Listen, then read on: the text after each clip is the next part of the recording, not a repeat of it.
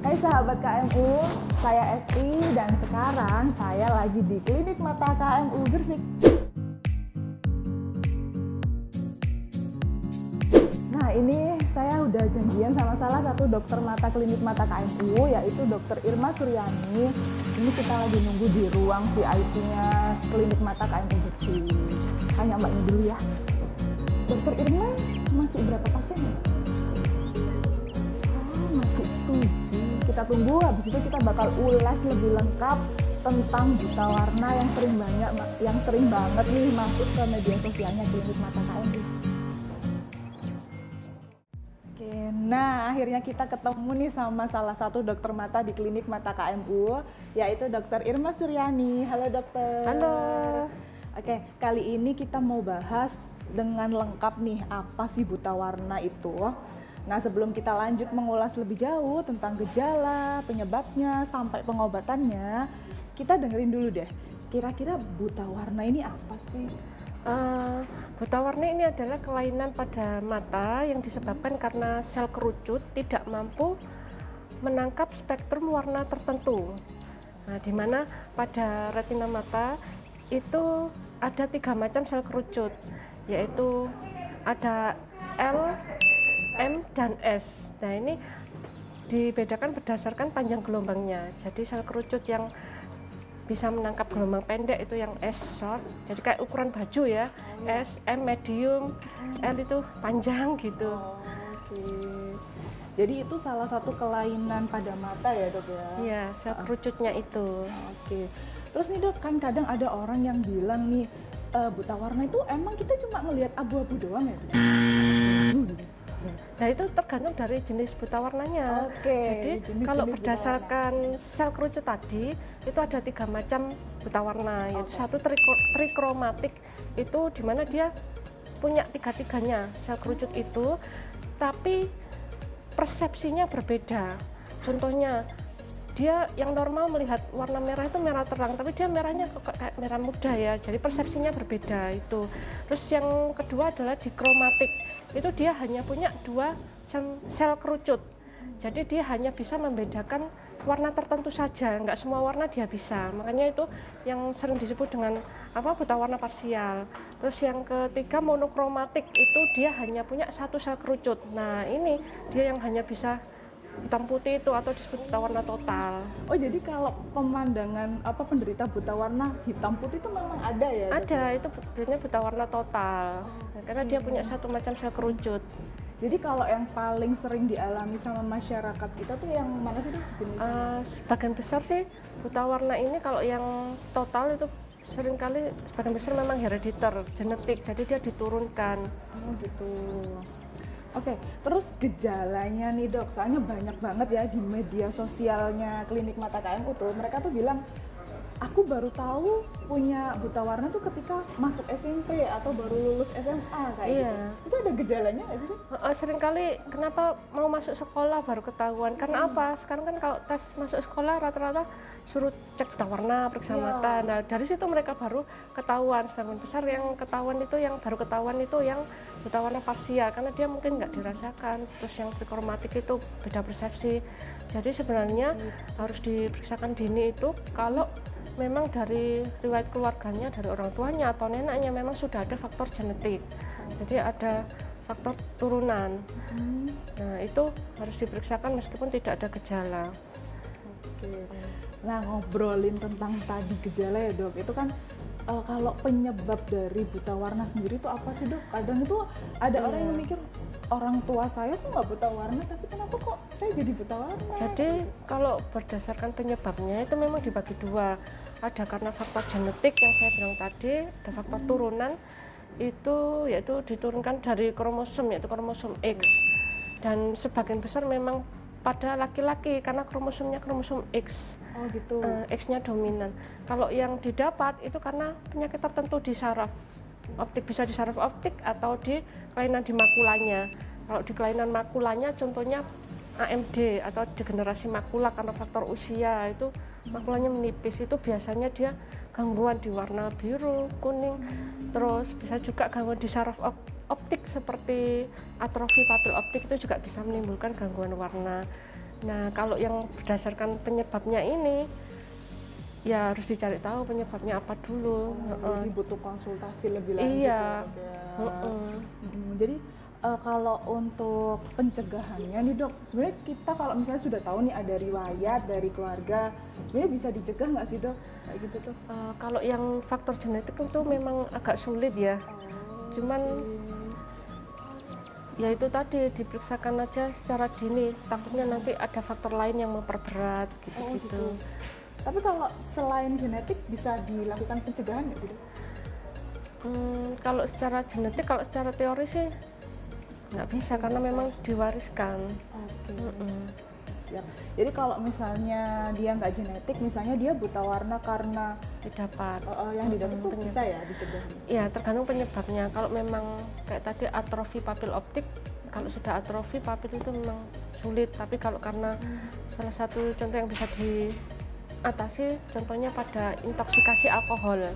Nah, intoksikasi alkohol, keracunan alkohol, minum alkohol, maksudnya alkohol apa? Minuman oplosan itu ya. Nah, minuman oplosan itu oplosan, hati-hati. Nah, itu iya itu banyak kejadiannya itu menyebabkan gangguan di makula.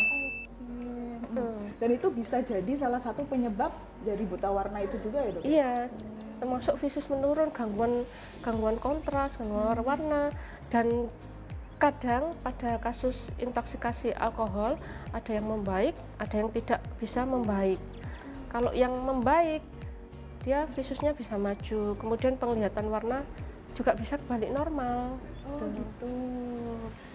Ya, oke. Terus kalau pengobatan nih dok, kadang tuh ada orang yang sampai putus asa karena dia cita-citanya kan di profesi yang memang tidak boleh buta warna ya, dan ternyata harus menerima kenyataan mereka buta warna. Itu ada pengobatannya nggak sih dok? Kalau secara teori, kalau yang faktor genetik memang sampai saat ini tidak ada. Tapi kalau untuk yang tidak genetik, dicari tahu dulu penyebabnya dan diobati sesuai penyebabnya. Jadi bagi sahabat KMU yang mungkin menderita buta warna ya dok ya, kalau genetik mungkin bisa memilih pekerjaan lain ya dok? Iya, biasanya kalau memang nemu nih remaja yang mau masuk sekolah ternyata didapatkan dia buta warna, apalagi buta warnanya total. Biasanya kita kasih semangat, support, kita arahkan untuk ke memilih jurusan yang sesuai, dan biasanya gurunya membantu kok untuk dipilihkan ke jurusan yang sesuai. Jadi kalau kita ada teman atau kerabat yang seperti itu, kita juga wajib ini ya dok ya, ngasih dukungan moral juga ya. Jadi jangan putus asa nih buat teman-teman, terus juga harus dicegah kehidupannya buat gaya hidup yang lebih sehat ya dok ya, untuk menghindari buta warna. Oh ya, satu lagi, kalau memang sudah tahu kita buta warna, ya mungkin untuk memperbaiki keturunan mungkin ya, jadi memilih pasangan yang tidak ada riwayat turunan buta warna. Nanti harus wawancara dulu ya, wawancara si calon pasangannya. Katanya pencegahan, pencegahan ya, kita mencegah dengan cara itu. Karena buta warna itu genetiknya X-nya itu bisa resesif, jadi karier bisa. Jadi kita nggak buta warna, tapi kromosom kita pembawa. Nah, dan kalau kita sebagai pembawa dipasangkan dengan yang resesif juga, maksudnya yang karier juga, ya jadi nanti kayak nggak ada harapan gitu. Nah, kalau sama-sama pasangan kita karier, ya nanti anaknya jadi ada yang positif buta warna. Nah, cara mencegahnya memilih pasangan yang tidak ada turunan buta warna, itu mungkin pencegahannya untuk yang genetik ya. Terus nih dok, kita mau bahas tentang fakta dan mitos di masyarakat nih. Ini tuh sering banget dok ada pertanyaan kayak gini, cuma kadang ini bener apa enggak sih, fakta atau mitos sih? Nanti dokter Irma bantu jawab ya, ini fakta atau mitos ya. Okay. Yang pertama nih, benarkah banyak terjadi pada laki-laki daripada perempuan? Benar. Oh benar, itu alasannya kenapa? Karena terkait kromosom X tadi.